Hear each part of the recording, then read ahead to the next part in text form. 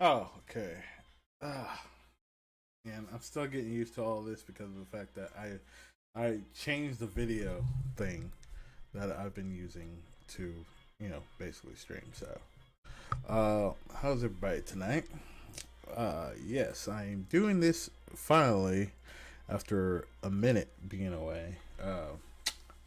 Yeah, I know. Just in case everybody's been wondering what I've been up to, why I have been missing in action for a minute. Well, I've just been a busy bee. Okay, been working a lot.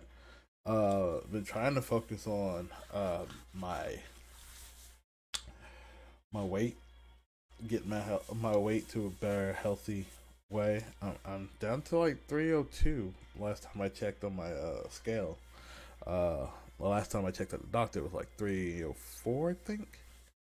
But then again, I was wearing a lot more clothes. I don't know. I know I lost 4 pounds from the last time they checked me at the doctor. So, uh, but yeah, I just been doing a whole mess of stuff basically. Been working, been working and all that stuff. I also have something to show you. There was another thing. I would have gone on stream last. Would have gone on stream last weekend, but I was so busy. Uh, Considering all the things that happened last weekend. Whew. Yeah, thank God this video will be lasting on YouTube. So if you guys check this out on YouTube later on, well, But let me get this whole thing set up because, well, like I said, I'm using a different video capture device. Uh, uh, uh, a different video capture thing, and yeah, now I'm having to like get it to yeah, there we go. I'm now having to get it to work properly again. Well, I'm just using the basic like video thing, video uh app on my computer, video application on my computer. Oh, good lord, I need to like be able to talk a little better. Yeah, as you can see, I'm always tired. So, um, but yeah, we're gonna. I gotta show you guys the good new stuff. Uh, that is going on currently. Let me see if I can't do that. All right. So, in case anybody's wondering what I was up to last week, well, I got myself a new car finally. As you can see, red 2019 Nissan Versa. It looks clean in there. It still looks clean. Uh, just in case anybody was wondering, I'm still keeping my new car like relatively clean. But and currently, if you're wondering why I keep looking down, it's because I'm playing the new gotcha game, the Final Fantasy VII Ever Crisis, and this is a game that I am so like into right now. So that's partly the reason as to why I'm so busy slightly. It's not the main reason.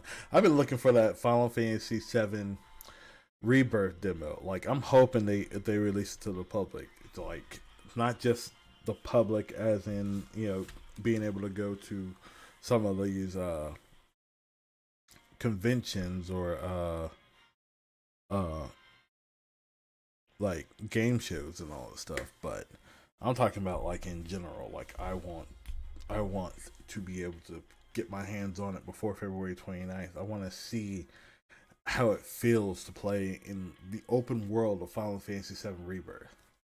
But back to what I was saying. So yeah, I got a new car, and here's the cool thing: I still have my old car. My old car hasn't been shut down. That's like that silver 2008 Ford Focus. That's my old car. That's the car that I'm using for door dashing, mainly, and it's like the backup car. I'm gonna get it fixed, hopefully, so that it's looking a lot better than it does right now. Like I still got to get the bumper fixed on it, but and there's a few other things I gotta get fixed on it. Like I definitely need to get new tires for it soon, uh, rather than later, because of the fact that I noticed one of the tires has like I'm hoping it's just a pebble that got really stuck embedded in it, but it's a possibility it might be in there. So there's like a slow leak, like almost every 3 or 4 days I have to like fill that thing up with air. I will put enough air in it to have like 32 psi, and then it'll go down to like 20 after like 4 days, compared to all the other ones that stay like at a consistent like 30, 32, 30. So but yeah, I gotta get that car fixed up. There's a few other things that need to get taken care of, so eventually I'll get it taken care of. But now I have the new car, and that means a car note. So therefore, yeah. Although I my budget.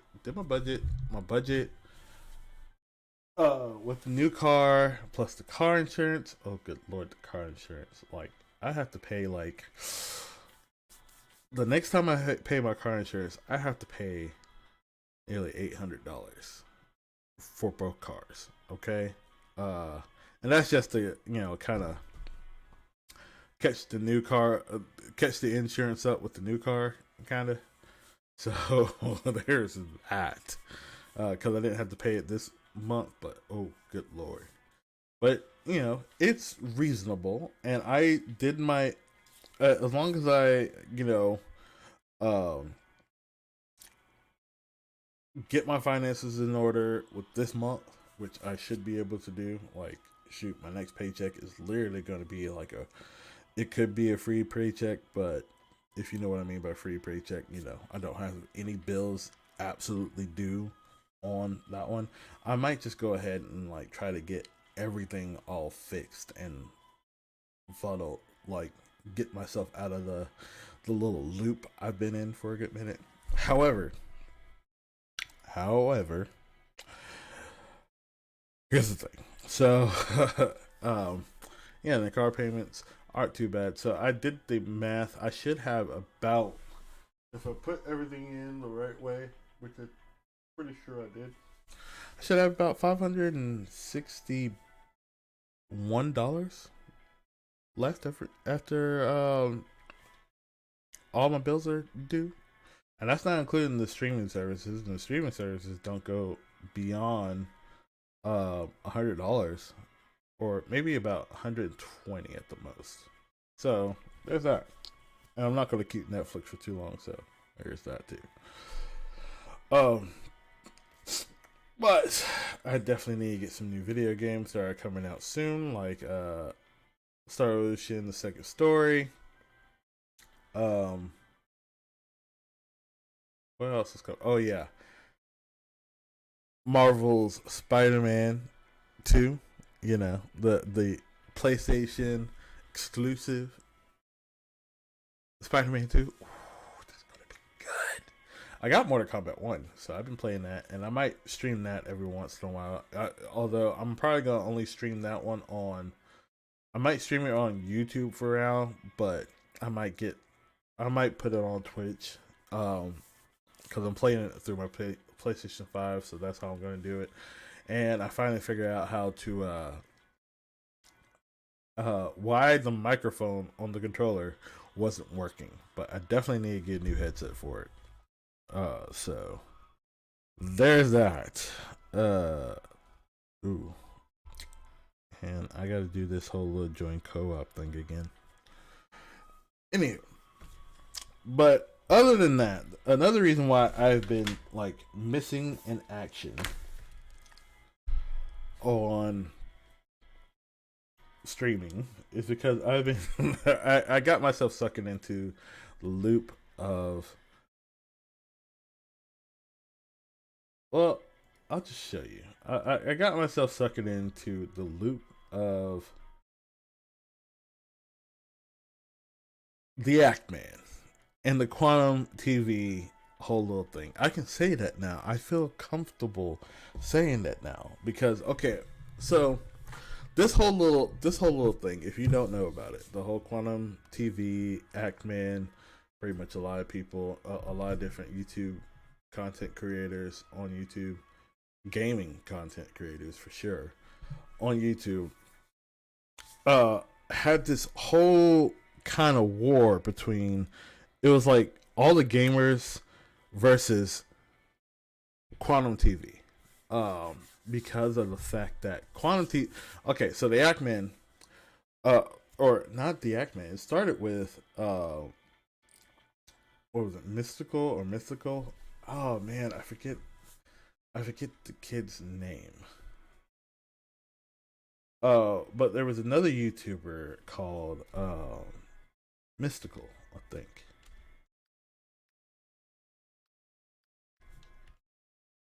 Hold on, let me see if I typed it in right. Oh no, that's not. I'm thinking the rapper. I spelled that like the rapper, I think.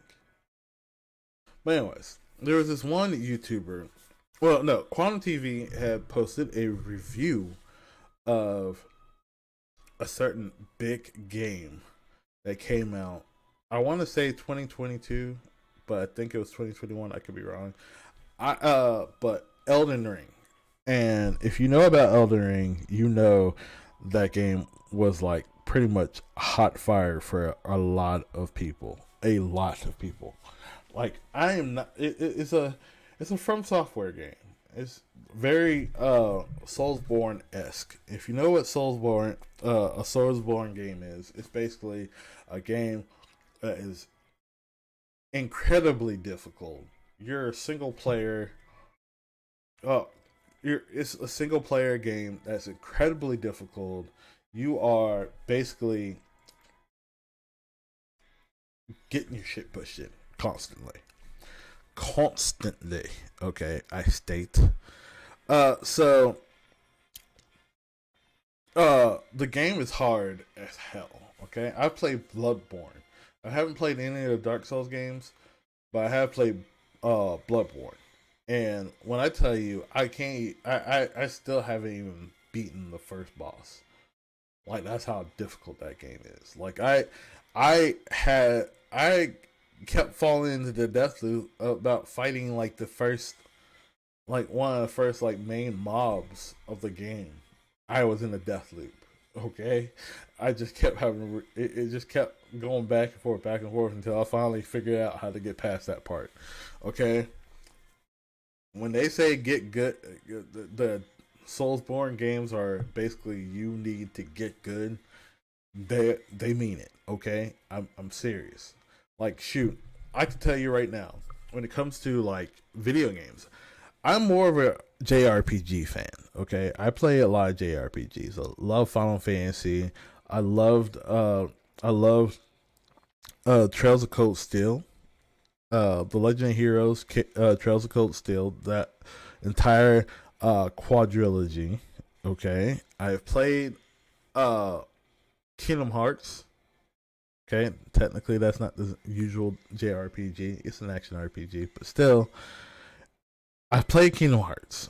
Okay, I played Kingdom Hearts, some of the Kingdom Hearts games on critical mode. Okay, the hardest mode there is where you get the shit pushed in. Okay, you're getting game over screens a lot more than if you're on normal, and especially if you're on easy. Easy is like no game over screens. Normal is possible amount possible one or two game over screens, and then critical mode is like literally, yeah, you're definitely getting a freaking game over screen at some point. Okay, uh but yeah, and I play those games a lot, but I also play a lot of platformers. Like, I was a huge fan of Mega Man and Mega Man X, so I could go back, like back in the day, I would play Mega Man X4 constantly and at least get to the finale. I would play um the original Mega Man X. I've beaten Mega Man X5. Not with Zero, but with Mega Man. X4, I've beaten it with both Zero and X. Um, I beat. I haven't beaten X6. I haven't beaten X7. Cause 7 is just. If you play Mega Man X7, you know how Mega Man X7 is. But and I've beaten Mega Man X8. Okay, I couldn't really get through command mission, but I'm digressing. So I play these games. I love these games, but excuse me. Whew. Even I have to admit that sometimes, like, I've come back to playing. I went back to playing Mega Man ZX, because I have the Mega Man Zero ZX collection on PS4, and I was able to, I downloaded it onto my PS5, and I'm playing through it on that. And I've beaten Mega Man ZX before. I've beaten Mega Man ZX Avid before. I didn't really play most of the Zero games, but I believe I beat at least Zero 1 through emulation. When I tell you, I know for a fact, I've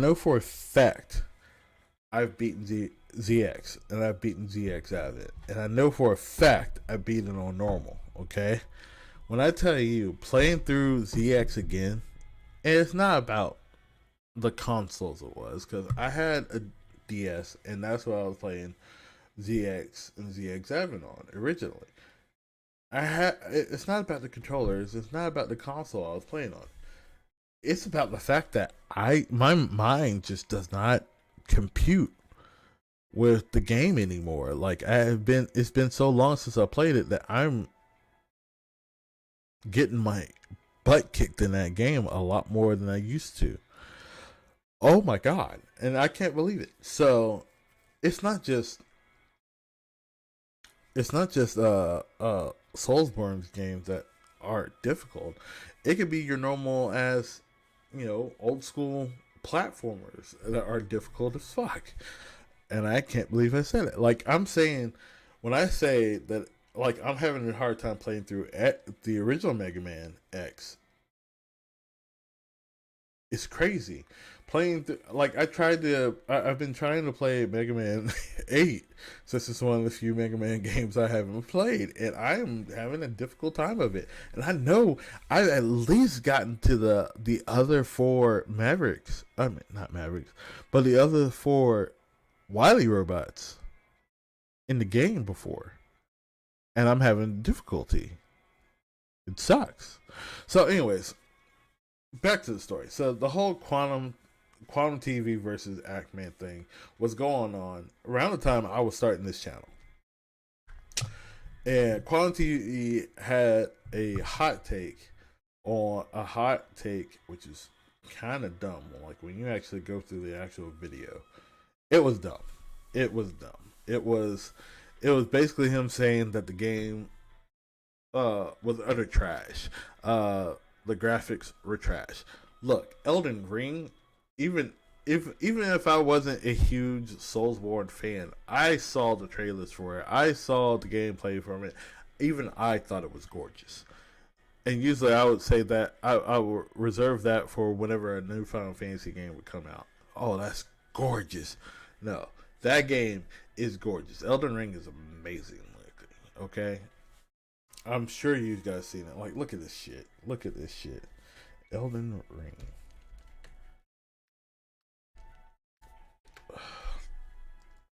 Let's see if my computer will let me go to Elden Ring YouTube video. Maybe it's because I have too many things open.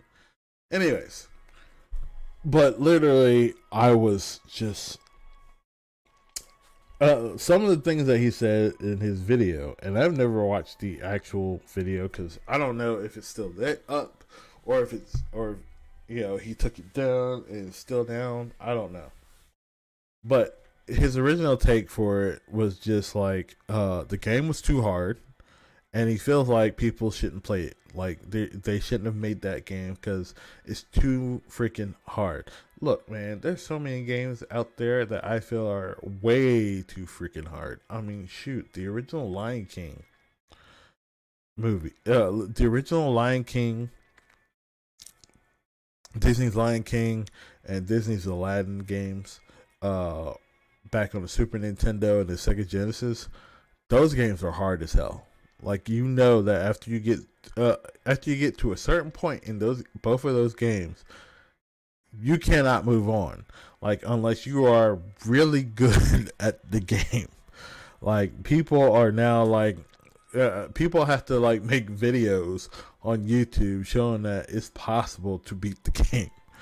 Because I remember when I was a young kid, when I was a little kid, it was next to impossible to beat the Lion King movie, the Lion King or the Aladdin game. I've never seen, in the original Aladdin game on the Sega Genesis, because I had it on Sega Genesis, I never got to fight against Jafar. I think I just barely got past the Cave of Wonders level, and that was it. And then after that, it was just game over screen after game over screen after game over screen. And this is before, if I remember correctly, the Disney games didn't have save games. Okay, you couldn't save it after a certain part. You couldn't save it at all, so you couldn't just jump right back in to that particular spot. You had to start the game all the way over if you got a game over. Yeah. So, and the same thing with Lion King. Nope.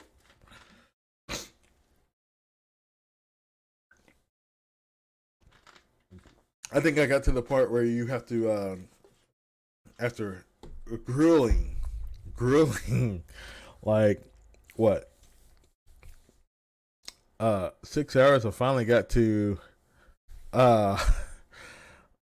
the level after, the level when Simba's supposed to be going back to the Pride Lands. He has to fight against all the hyenas. That's as far as I gotten. I never got to fight Scar or anything like that.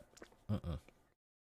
So for this man to just sit there and be like, "Oh yeah, this game is too hard. You should not play this game because it's too hard." Like, that's the worst kind of review ever. Like, I'm sorry, you can't get past a certain spot in the game.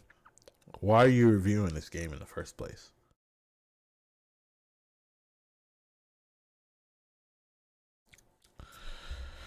Like, if I'm gonna review a game, I will review a game after I've, gotten at least halfway in, you know, or if I beaten the game, I will give you a review. If I beat a game like within a day, yeah, uh I am definitely just done. I will admit defeat, and I'll be like, yep, this game isn't for me. That's how I look at video games. Like, if I can beat a game within a day, okay, not intentionally speed running or something like that. Yeah, I might say that the game was good, or I might say the game was trash. Like, especially if the story isn't good. The story is the most important thing to me, and if he can't get past a certain spot in the game, then he can't really talk about the story, in my honest opinion. But yeah, the Ackman pretty much was like, "Yo, dude, this this is messed up. Like, this is a hot take." And he wasn't just going after Quantum TV show. He literally made a video about a whole bunch of people, a whole bunch of different YouTubers having horrible hot takes about how bad the game was. There was another content creator on YouTube in which who reviewed the game, and from what I've gathered from the video that Ackman was talking about, he went up to a non-playable character, a NPC that you can talk to within the first few minutes of the game, and immediately attacked the dude over and over again, to the point where you know, he finally the NPC basically got aggroed and literally murked his ass. Oh. And he was like, "Yeah, I can't get past this game. I can't even get past the first guy you come to and fight." And it was a guy that you're not supposed to even fight. Of course you're getting knocked out. That's how From Software games work. Like, if you attack something that you're not supposed to be attacking, yeah, eventually you're gonna create aggro, and they're gonna murk your ass. Simple as that. You obviously don't understand the idea of, like, simple concepts of President X, or you obviously didn't look at the control scheme, or you that. Heck, I play a game when I start a game, instead of just constantly looking at a book or figuring out how the controls work. Sometimes I will literally start the game, make sure I'm in a place where, no enemies are coming, or I can't accidentally damage something that was supposed to be in it. And I will just figure out what the controls are. I'll spend like a good 5 minutes figuring out what the controls are and all that stuff, and then go around.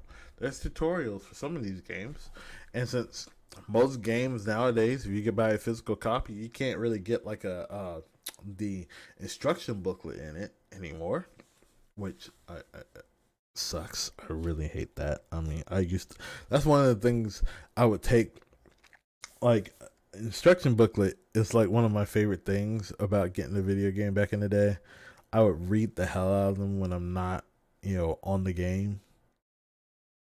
Like, when I'm in a place where I couldn't, like, get on my phone, or like my phone was dead, or even back when I was a little kid and I was in school, if I was at school, I'd be reading that whole little thing in between classes and shit.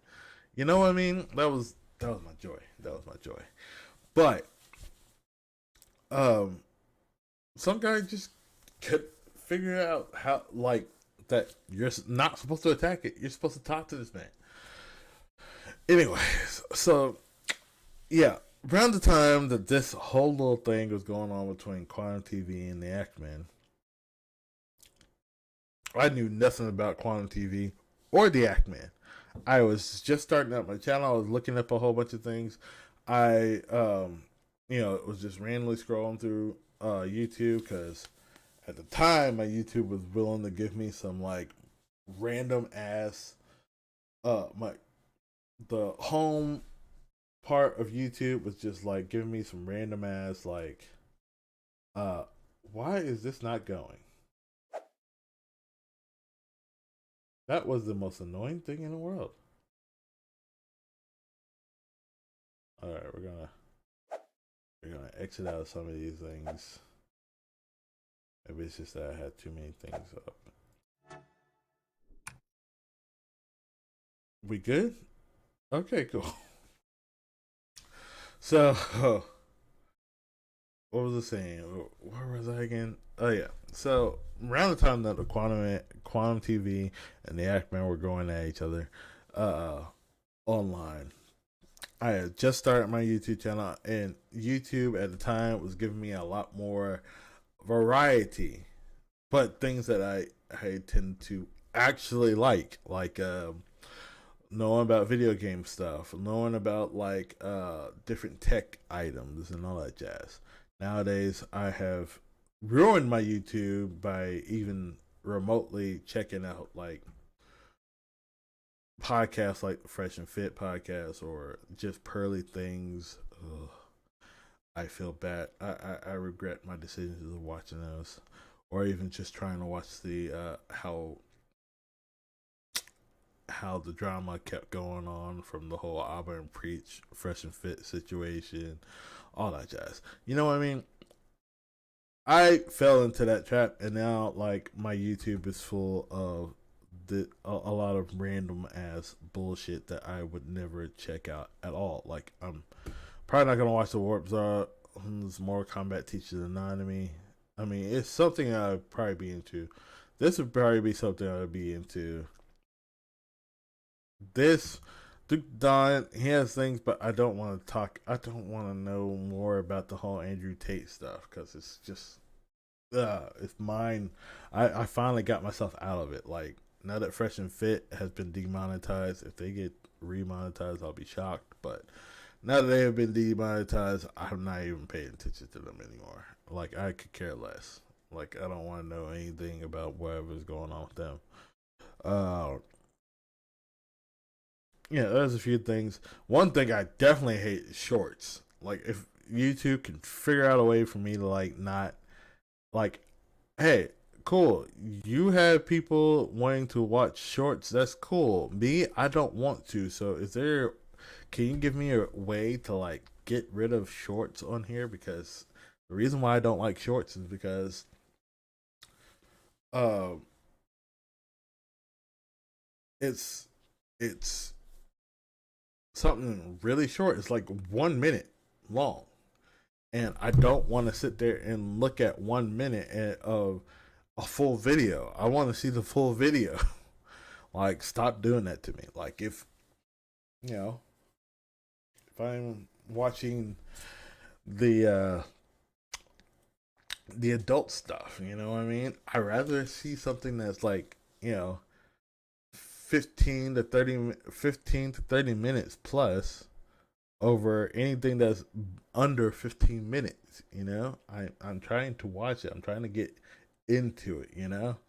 Like I'm the weirdo who actually listens for the story sometimes. Like I like the setup, you know what I mean, before it gets into the main nitty gritty.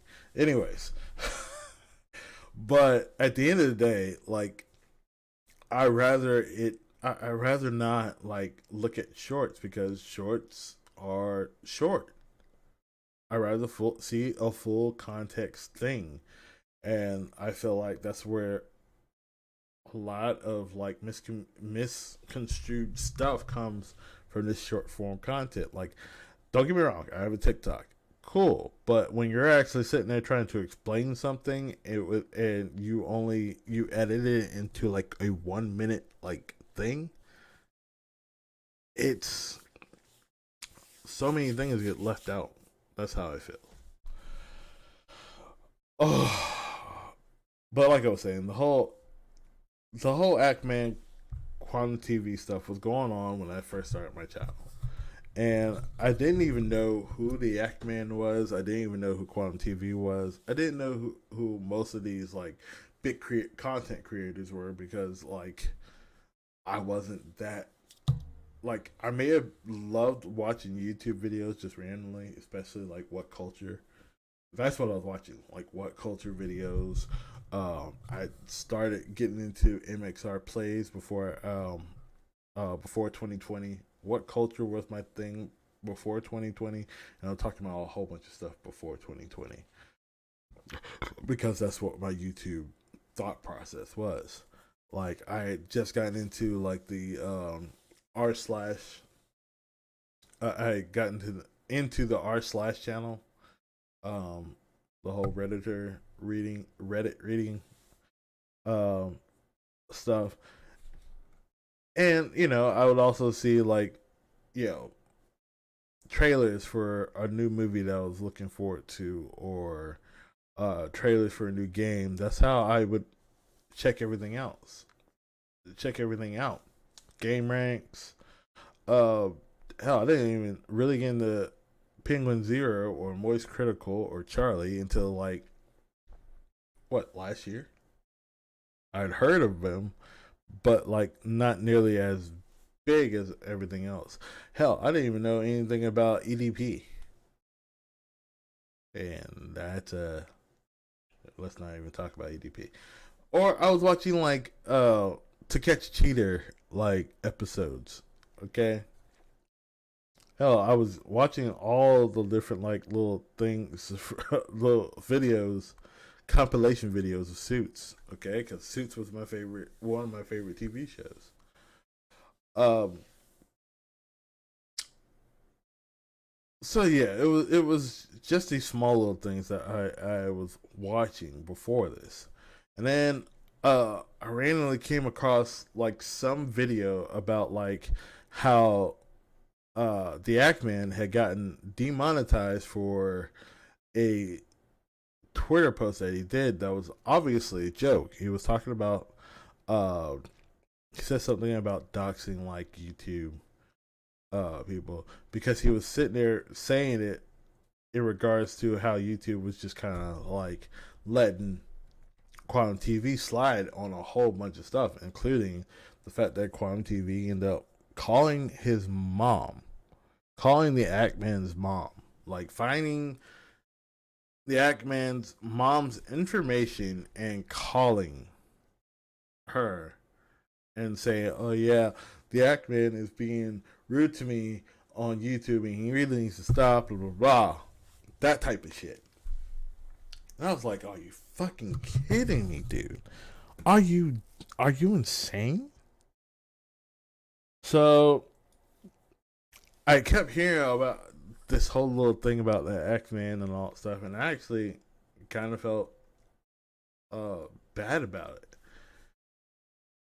Like I was on the Ackman side. Like when I found out more information about everything that was going on, I was like, wait a minute. So a TV review uh channel in Quantum TV, and don't get me wrong, is has a really horrible take about a video game that even I technically don't play, but I'm interested in. Like I feel like it's not my cup of tea, but I might actually play it one of these days.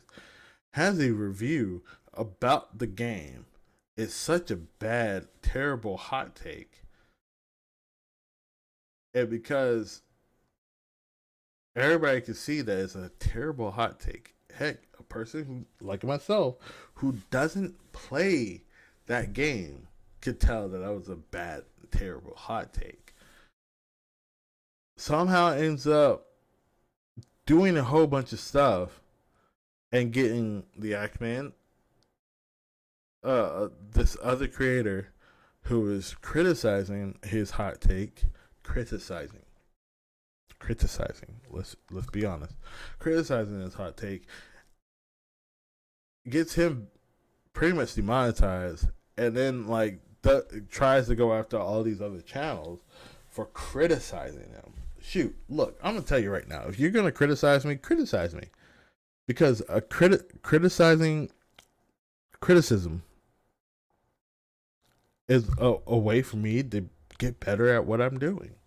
You know, I welcome the criticism because of the fact that if I'm doing something wrong, or if I could improve upon something, heck, I can become better at that particular something. It's how you're supposed to go about these things. Well,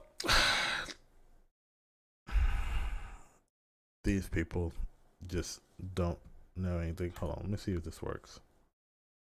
I don't know what you mean. Okay, still going. Anyways, so sorry, I just want to make sure that the sound was working. If I decided to play a video, so I'm watching this whole thing go down, and as much as I want to make a video about the whole situation, and when I started my YouTube channel, I couldn't. I didn't want to because I am a new content creator. I don't want to go up against this man, Quantum TV, and then all of a sudden find myself without a YouTube channel, like without even the ability to make money from this platform if I ever get big enough. And that's kind of screwed up. I don't want to get banned when I just getting started. That's screwed. That's messed up on so many levels. So, yeah. So today I was watching a video from the X-Man, kind of reacting to another video by Junie King, who went through the entire situation of Quantum TV. Definitely check out his video and check out his channel, because I think I'm going to check out Junie King's channel because he literally did a great deep dive on the whole thing.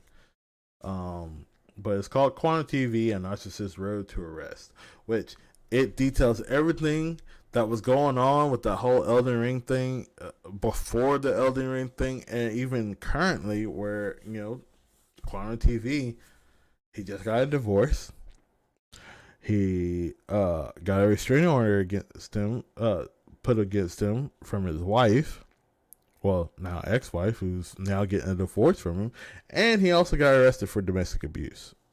Okay, maybe I should say DA because of the fact that, well, you're not supposed to say the A word anymore on social media these days. I say everybody's a little bit, a lot of people are sissies these days because of that whole little situation, but, I understand the idea of triggering, but at the same time, if we can't hear the full word, how are we supposed, if we're constantly having to deal with the fact that you have people worried about being triggered by some words,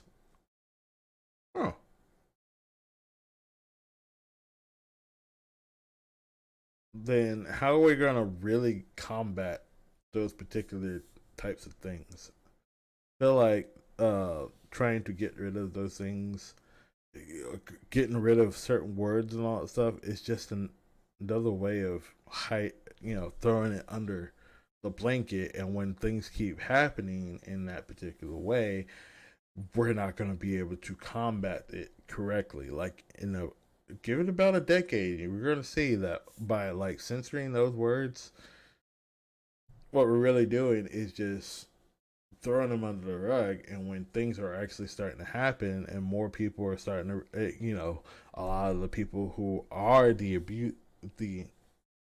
abusers, I'm going to say it, a lot of the people who are the abusers are going to get away with it a little easier. And now that we're not being able to say that word, it's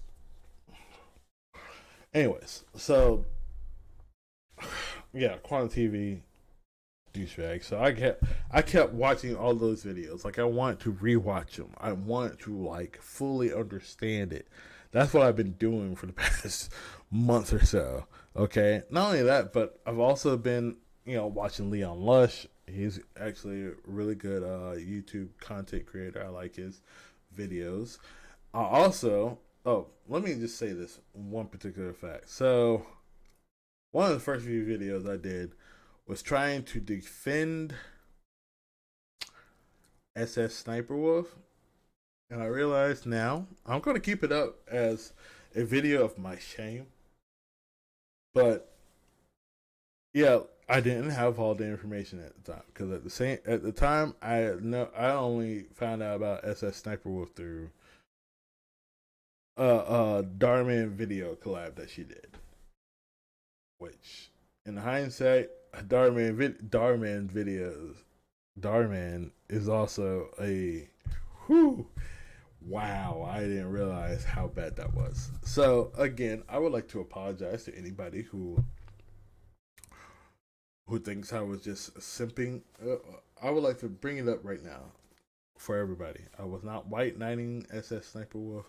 I'm not white knighting Darman. I'm literally just a guy who found content that I enjoyed, found out about a content creator that was on that content and I enjoyed, and was hoping to see and was still looking for the brighter side of the argument. Just trying to see, look at it from a different perspective.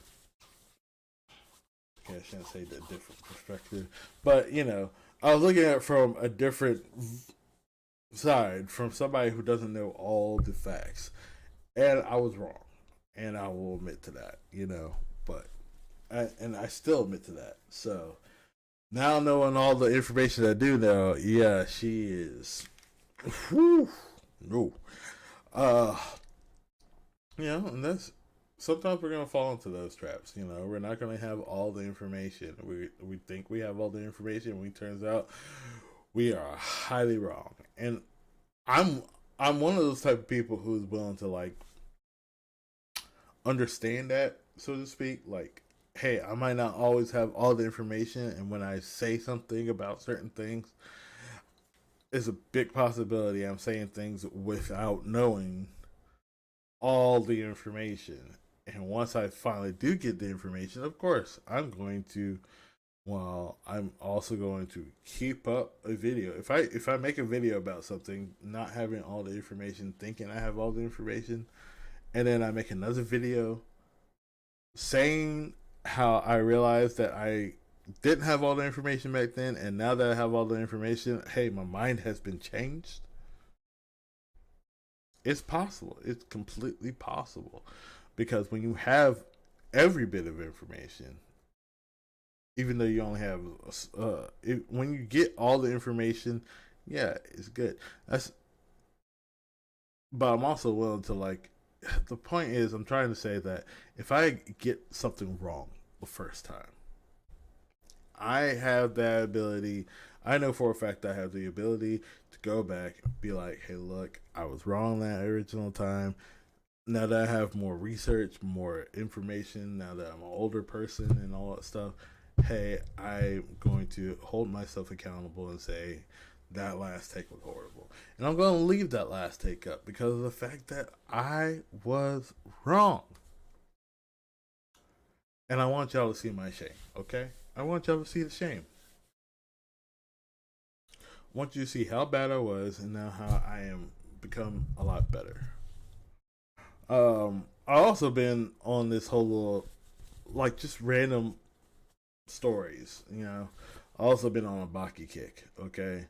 I finally watched Baki Hama season 1, and I'm still watching a little bit of season 2, and oh my god, why have I never fully watched Baki the Grappler, or Baki, or any of the Baki series until now? I am upset with myself. Although technically I never could find the Baki the Grappler DVDs back in the day. I remember I bought what was that game? Not game. During my middle school graduation, I had my mom I think my mom or my dad gave me a whole bunch of money. Gave me some money, and I went to Media Play when Media Play was a thing. If you don't know what Media Play was, it was similar to like Best Buy. Um, it was similar to Best Buy, but it was like a bookstore. It's like modern day bookstores nowadays. Well, not so much nowadays, but like you could get books, you could get movies, music, CDs, cassette tapes, and you can also get video games and all that stuff. And you had it had a whole bunch of stuff. So I remember I went to Media Play that year, and for graduating middle school, my parents gave me some money, and I bought both episodes of both VHSs of Dragon Ball Z. They had just came out with the episodes for Trunks showing up in Dragon Ball Z. Because, back then it was like we kept going back and forth between watching. If you were watching it on Cartoon Network, if you were watching Dragon Ball Z on Cartoon Network, it got to the point where they got all the way up until like Goku gets to Namek. And then they would restart it, and they would keep doing that over and over again. And then they finally started playing more of the episodes when they, after they had finally gotten a couple more, like a few more episodes dubbed, like the rest of like the Frieza arc done. They finally kept coming out with them, and I never got to get any of the VHSs. So I finally got like the Trunks VHSs, right? At 3 episodes per box per VHS, and you see Trunks. It's like right after the whole Garlic Jr. Blackwater arc. And I was watching that, and I was like, oh, like I was so happy to get those because I've been waiting to see. I had already read up on like some of Dragon Ball Z, knew about Trunks, and I was like, I can't wait to see Trunks in action. We just got Super Saiyan Goku for the first time. First see Super Saiyan, now like Trunks is coming. We're about to get to the Cell games, and I knew the one thing I did know about the Cell saga was that Gohan was going Super Saiyan, and Gohan would go Super Saiyan 2, and that was like a legit thing I had been waiting for. Like I had already had a picture of Super Saiyan 2 Gohan that I had on my binder in middle school, and I was like all about Super Saiyan 2 Gohan. Like I was a Gohan fanboy back then, okay? I was a Gohan fanboy from the start, okay? Like the second I saw Gohan in Dragon Ball Z, I was sorry. I was like, he the one. He's my main character, simple as that. I don't give a shit about Goku. Goku cool and all. Goku gets Super Saiyan cool. Goku shows up and he's the man, cool. But Gohan, that's the man. It's a shame what they did to him at the beginning of Dragon Ball Super, okay? I know. Green tracksuit Gohan is like the uttermost trash version of Gohan. Like, it makes Great Saiyaman Gohan look way better in comparison. Oh boy. I mean, when you don't only had a purple tracksuit, that would have been cooler. He would have looked more. That would have been the fit. Simple, but green tracksuit Gohan. Oh, bruh, you let me down. But anyways, no. But I was huge thing. So whenever I started any of the VHSs, it'll give you like the ads of like all the stuff that they got coming out and all that stuff. And I remember the Baki the Grappler ad. Like it was like, especially at the end of it. Like at the end of the ad, it would be like, Baki the Grappler! And I'll be like, whoa. And I'm always trying to figure out who's the main character. Like, when I was looking at it. And, like, I remember seeing, like, Baki with his short hair and all that stuff, short red hair. And Yujiro. And I was like, is Yujiro Baki the Grappler? Since, I didn't know who Yujiro was at the time. It's like, is Yujiro this man Baki the Grappler? Because it looked like, from my perspective, I thought that Yujiro was the older version of Baki, and Baki, the short haired Baki, was just a younger version of him, and we're just seeing that. No, I was completely wrong. I find out later on in my life, but still, I was interested in it. So I got into Baki finally after like watching a whole bunch of different like uh similar videos, to like CJ the Champ, like CJ the Champ, Sensei, um um what was the other guy? I'm pretty sure I just skimmed past his video, but there's a few guys who have like something similar to like CJ the Champ, or like Sensei, or Zepfire, I believe. Um, I like watching their videos, but like they get me inspired to watch some of the animes that I've never checked out before.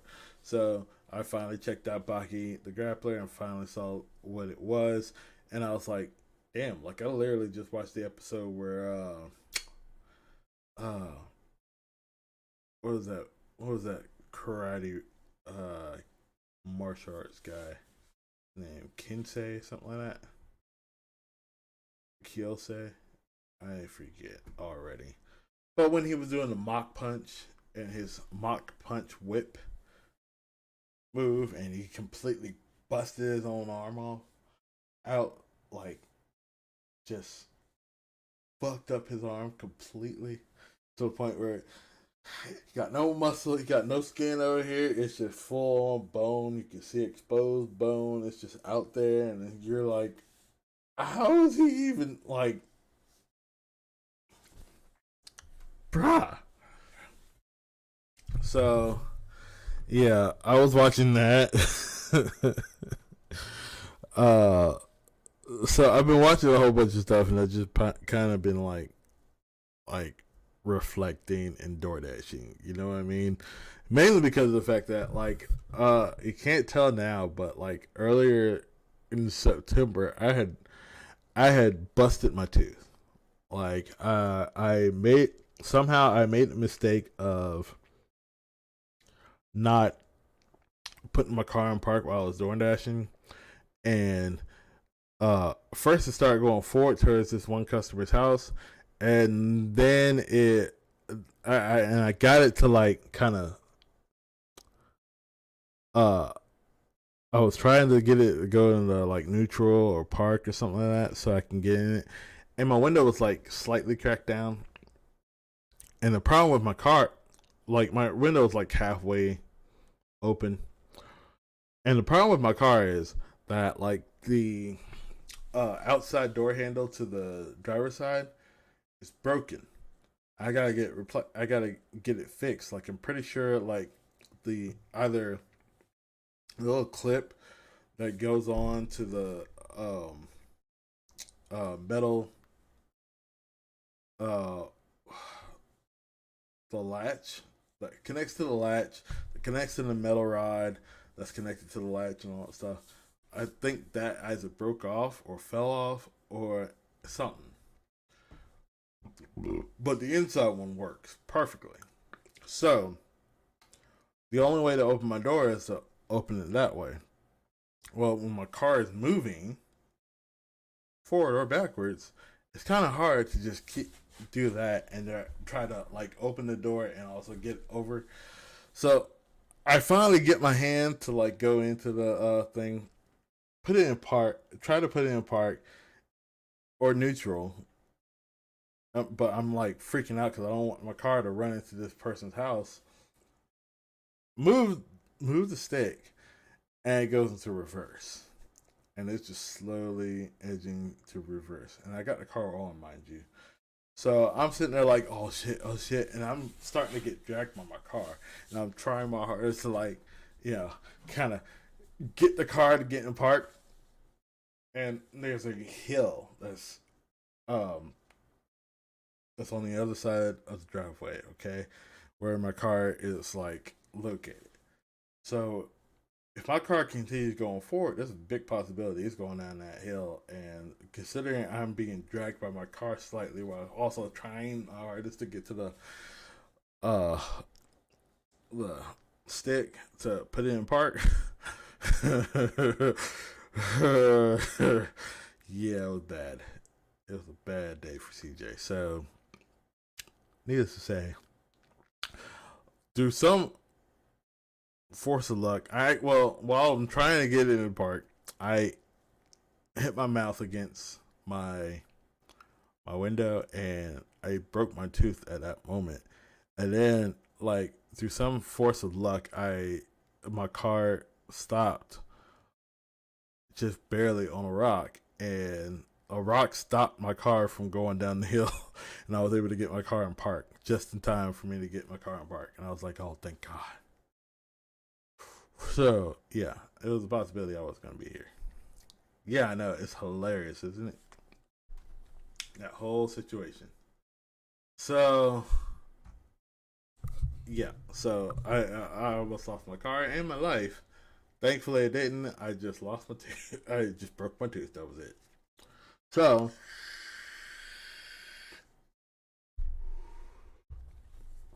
that's also what I was doing. That's the reason why I haven't been on as much, because I was like, yeah, I looked horrible. Like my tooth was broken, so I was like constantly having to deal with like cutting the back of my lip with my tooth. Barely could eat because you know the tooth hurt so much. Luckily, it wasn't like damaged too bad, but it was shitty.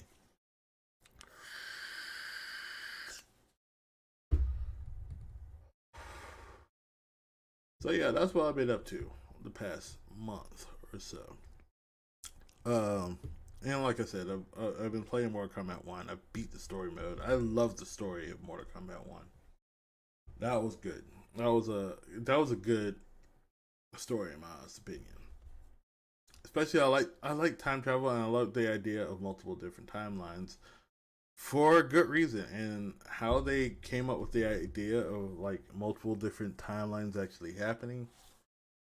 Without spoiling too much, if you hadn't already known, I like that because it would be a big possibility if that was the case. I mean, and that's the perfect way to say that. Oh yeah, the events of Mortal Kombat 11 Aftermath are all canon. Like, regardless of whichever ending you got in Aftermath, it's canon. We're just looking at one particular version of canon. I like time travel stories. I love time travel. Like, for instance, I was on Facebook the other day. Um, Let me see if I can pull it up.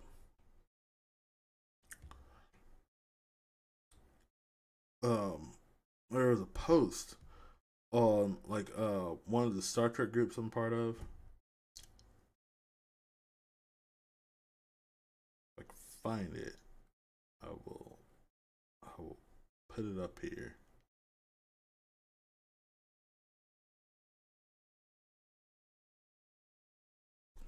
But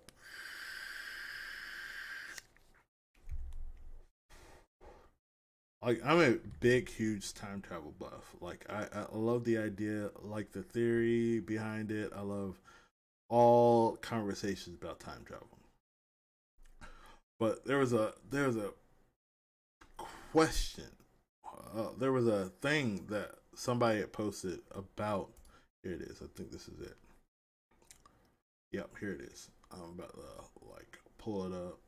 Let me see if I can make it bigger for you guys. Boop, boop, boop.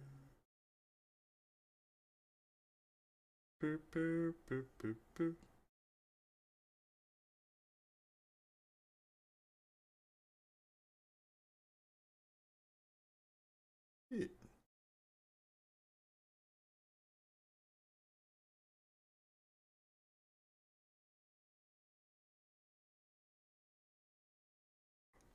Why didn't you let me go make this bigger?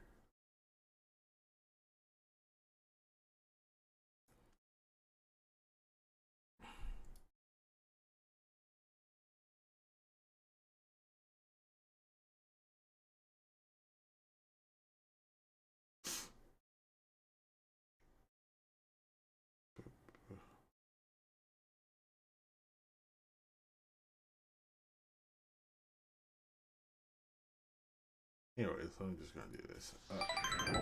So, all right. Hopefully, you guys can see it. It's kind of small. Show vape. What? The fact that I have a geek vape, pretty standard. Anyways, uh, yeah, but there's this question on Facebook on the Star Trek Forever group that I'm a part of. Well, not question, but it was like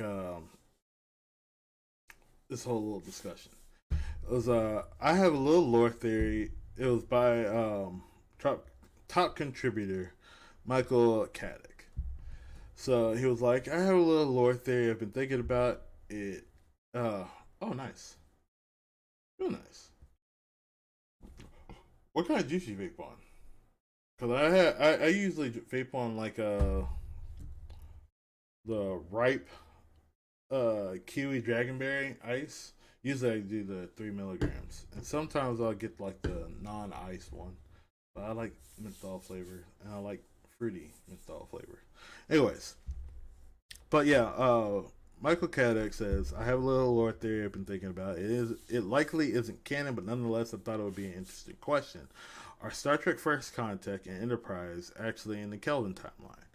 Which is a good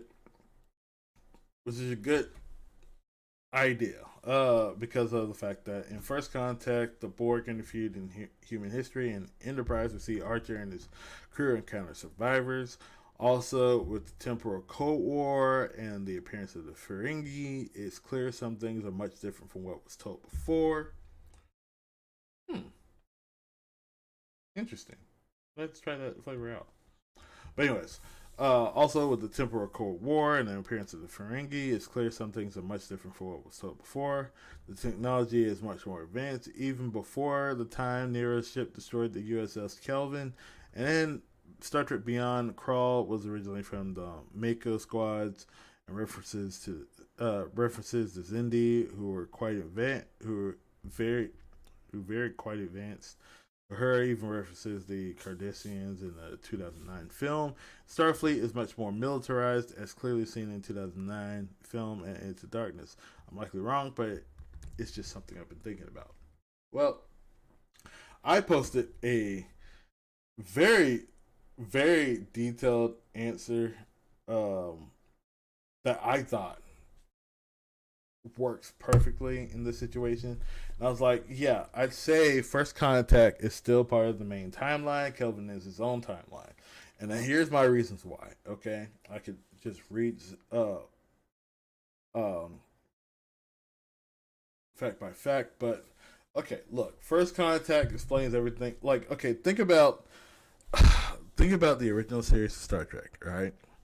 And then the Next Generation, DS9. Think about, okay, first of all, reverse. Okay, think about uh Star Trek, the original series, and then Star Trek: The Next Generation, and then a little bit into DS9.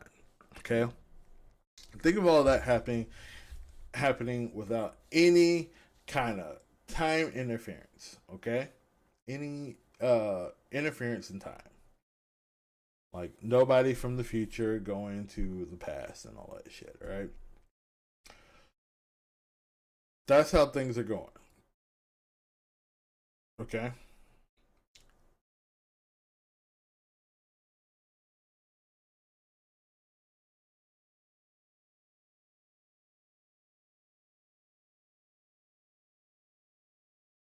That's how time is going. Okay, these are all the events that we see in those shows up to that point of Star Trek First Contact first coming out is a normal occurrence of the timeline. Okay, then all of a sudden the Borg go back in time and during First Contact, and the Enterprise E is falling on their tail. While the Enterprise E is falling in their tail, in the tail in the pathway that the Borg are going through time, they notice that like the Earth is slowly changing to the point where it seems like the Borg were always on Earth. Okay?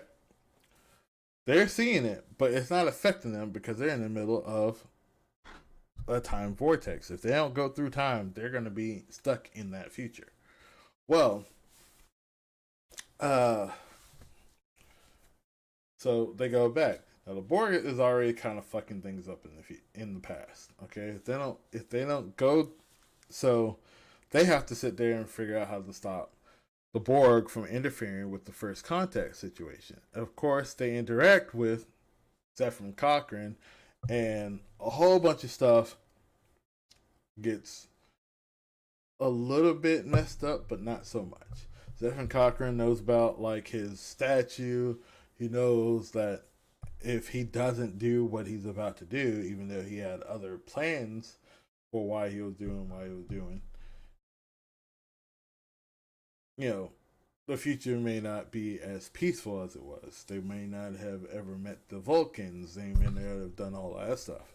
So, because Zefram Cochrane is doing, I'm 37. Because Zefram Cochrane does all that stuff, he still did all the major stuff that he was supposed to do. He made his first warp engine flight. He met the Vulcans and all that stuff. But because of the fact that there was a little bit of interference from the future, some things changed just ever so slightly. Small, little bit.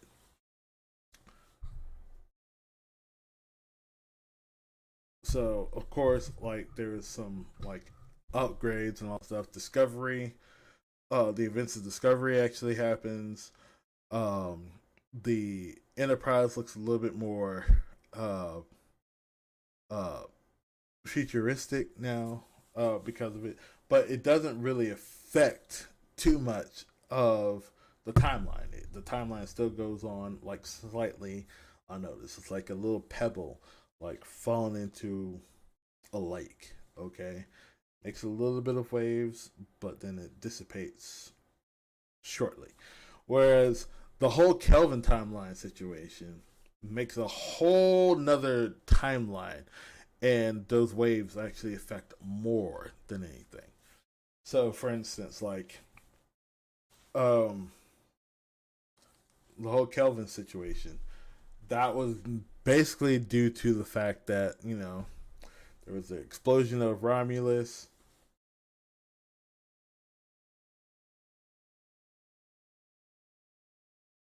What's that supposed to mean? Sorry. Anyways, but with the Kelvin timeline, right? Because of the whole destruction of Romulus, how uh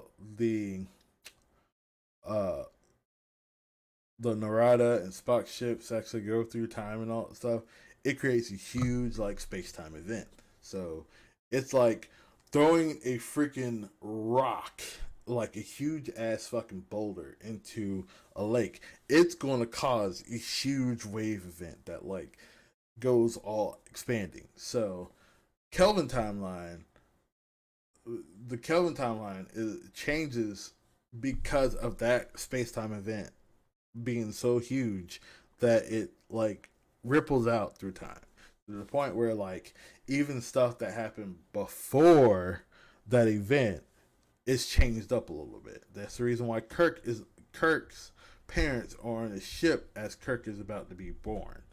Kirk was always supposed to be born. Captain Kirk was James T. Kirk was supposed to be born in Iowa, not on a spaceship. He was supposed to be born on terra firma, not in space. So basically, that whole little thing changes so many things. That's the reason why I'm hoping that they do come out with like a Star Trek: The Next Generation, uh, like reboot movie in the set in the Kelvin timeline, because then we could see something completely different. We could see like a younger Picard being captain of the Enterprise D and meeting because one thing is for sure is that like there are certain things about time that like tries to stick together.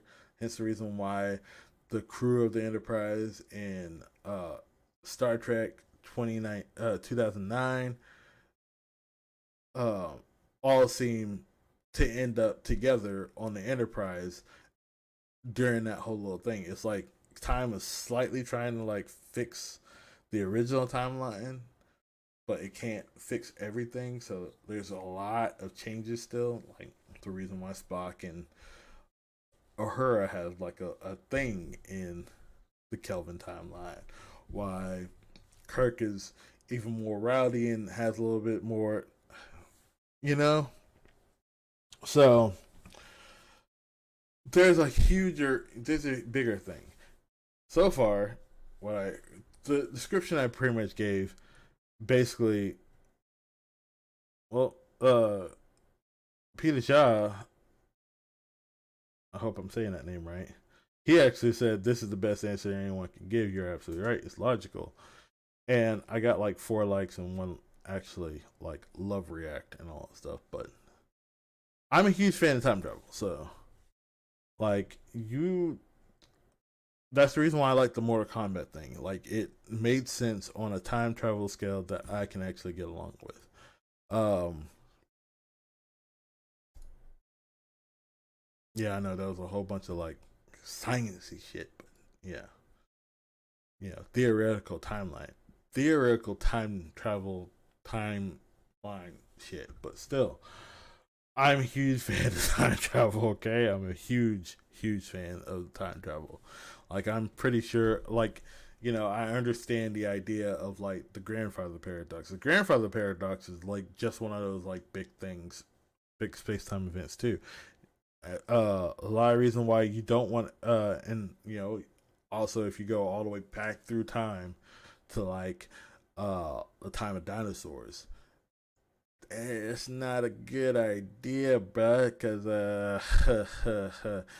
yeah, the more like the further back in time you were to go back, if you were a time travel, the further back in time you were to go back on Earth, and you affect shit there, it's gonna cause a huger wave. But the shorter gap between the timeline, well, the time you travel from to the time that you travel to, it's not going to cause as much waves. Unless you fuck up with the grandfather paradox, where you accidentally kill your father, your grandfather, or something like that. Yeah, that's gonna affect you on a personal level. Like you fuck with your own family line, you're fucked. Okay, if but not like you as a time traveler, you fuck with something else. Yeah, it's not gonna affect it too much. But if you fuck with your own family tree, yeah, you're fucked. You're causing something huge. It's like it will cause a huge space time event. Hence the reason why, like, I agree. Hence the reason why I agree with the whole like that whole father episode of the first season.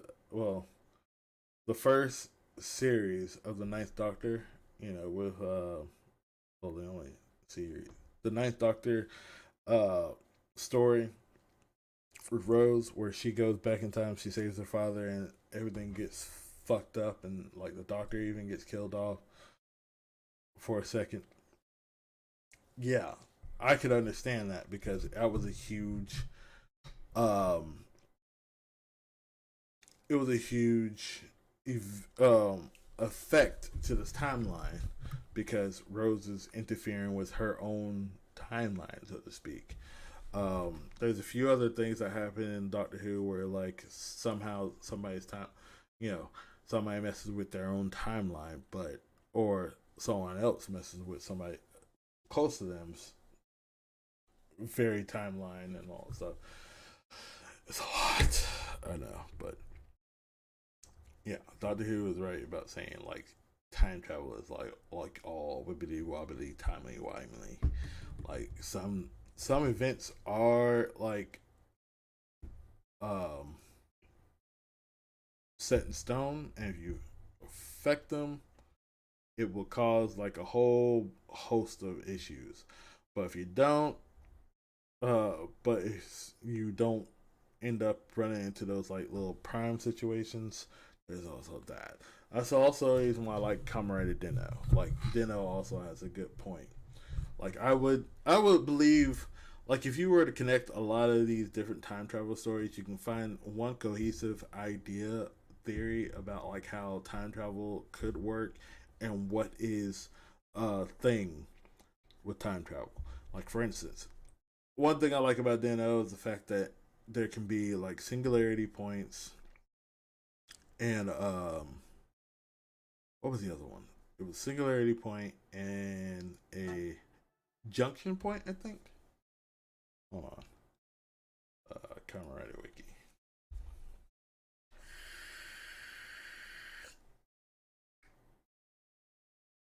I know this whole thing just became about me talking about time travel. I love time travel. Um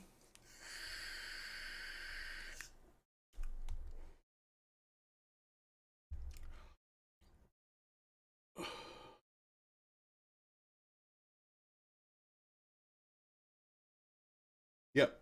Junction points and singularity points. Singularity points are people who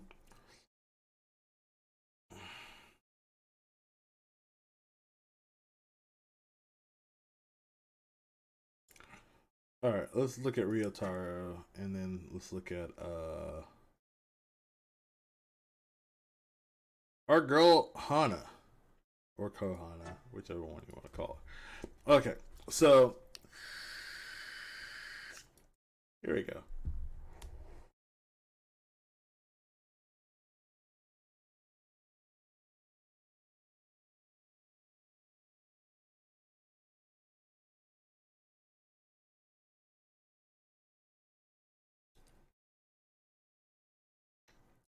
Okay, so singularity point in Kamen Rider sense is the ability. Okay, so are humans with the ability to exist independently of time itself and be unaffected by changes in their own past. So a singularity point is a person who, like, if anything about their past changes, they're not affected by it. Like, it's not going to affect them at all.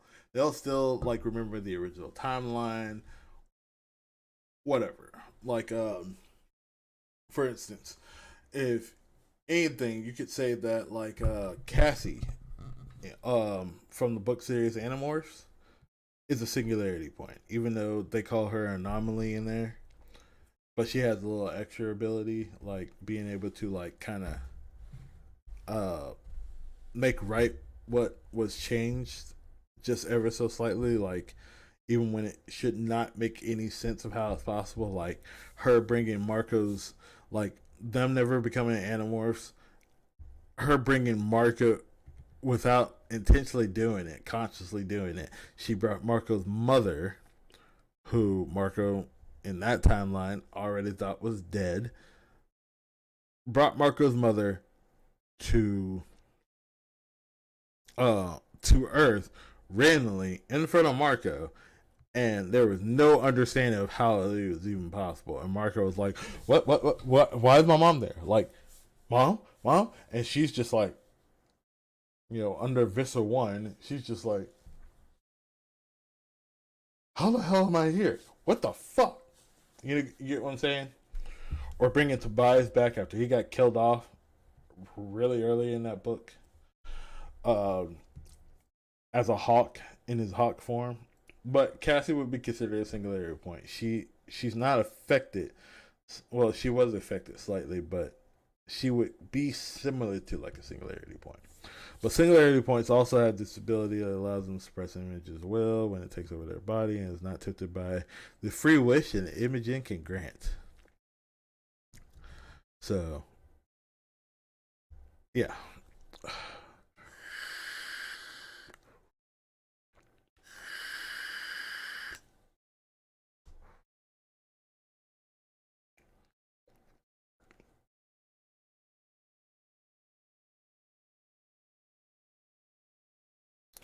Yeah, but singularity points, I think that actually makes sense. It's the reason why a lot of I feel like that's a legit thing that happens in nature and most humans, because there are plenty of humans who there are plenty of us who actually believe that, oh yeah, well, certain things are this way, like the idea of a lot of us actually thought that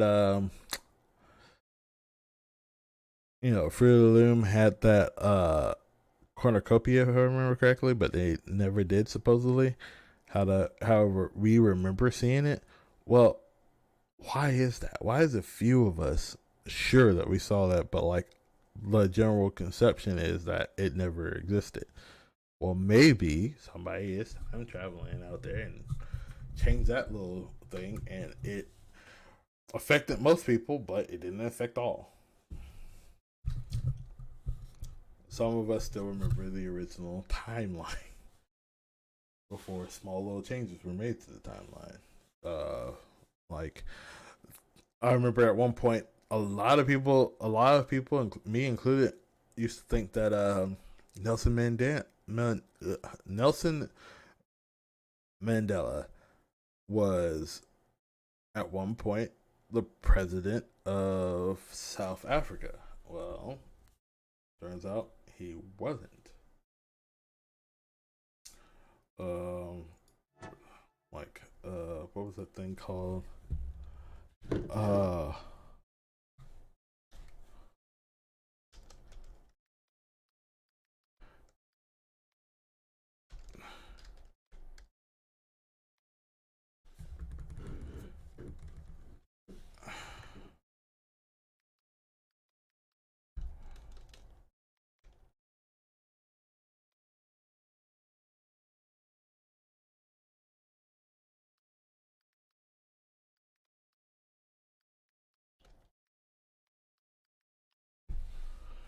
then the what was it? The Mandela effect?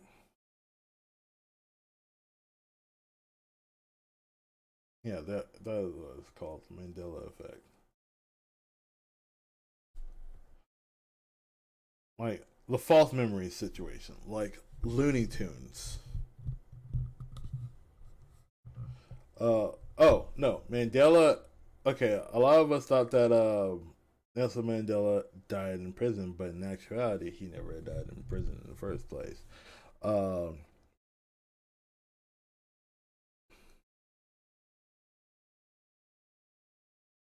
Wasn't having any continuing on their well, In reality, though, we saw that a little protester was bit. not run over. He was taken 10 false memories everyone believes. Let's see where it is on YouTube. This is from All Time Tens. So, remember that video, people. Anyways, I am done for tonight. 1 hour and 37 minutes in, and I gotta get some sleep because I gotta be at work in the morning. But thanks for all who popped up for a little bit, and yeah, I'm going to, like I said, I'm going to get some sleep. It's time for me to get some sleep. I'm tired, and I gotta be good at work tomorrow. It's a 3. I gotta get some sleep because I gotta be at work in the morning. It's a 3 unit I gotta do. I know you probably have no idea what the heck is going on, but yeah. Oh wow. But anyways, I am I am definitely getting some sleep. You happy people, you guys have a great day, and I will see you guys later. All right, peace out.